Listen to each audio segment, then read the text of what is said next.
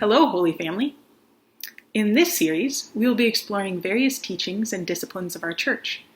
We're calling these our Wednesday audiences, as a nod to the tradition of the Holy Father who gives a brief catechesis to the church each Wednesday.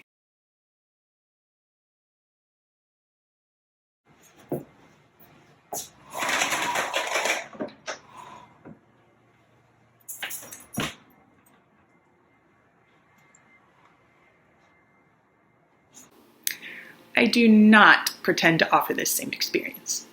Instead, we'd like to offer a simple explanation of areas of our faith we don't always have time to dive into. To start us off, we thought an audience on audiences is in order. The concept of an audience is not unique to the Catholic Church. It simply means an opportunity to see and hear, and sometimes even speak to, a person of authority. People might refer to audiences with the Queen, or even with a president.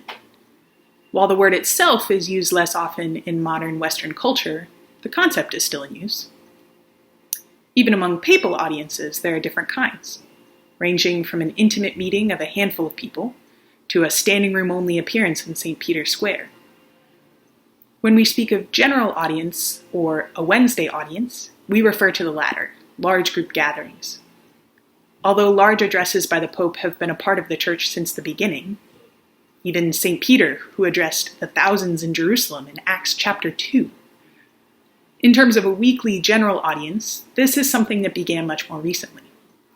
Pope Pius XII, who was Pope during the Second World War, held weekly audiences off and on during his papacy, particularly due to the ebbs and flow of the effects of war. He did not continue after the war, however. It wasn't until 1963, with Pope Paul VI, that a consistent weekly Wednesday audience was put in place. Since then, it has become a staple of papal communication and catechesis. With the growth of the internet, these audiences are now available online in 9 languages, weekly. We have an incredible gift here. Whereas in the past, most people had to wait weeks or months to hear news of anything the Holy Father expressed, and even then they had to settle for hearing it second, third, or fourth hand. Now we can read the Holy Father's words for ourselves, within hours and sometimes minutes. Not only that, but we have access to the wealth of catechesis and encouragement offered by all the Holy Fathers of the last century and a half, right there on the Vatican website, just waiting for curiosity to click.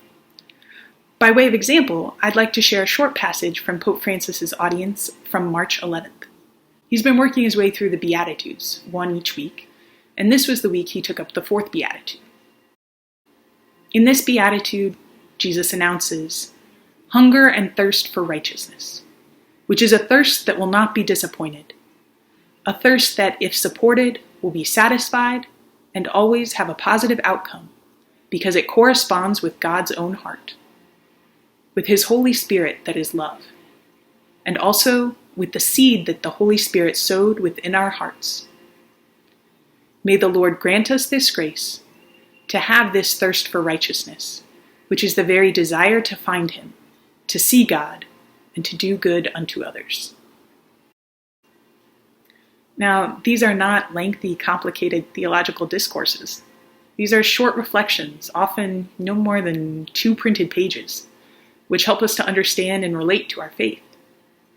I hope that in these next weeks, our Holy Family Wednesday audiences can also offer some added fuel for the fire of our faith and an appreciation for all that the Church holds for us.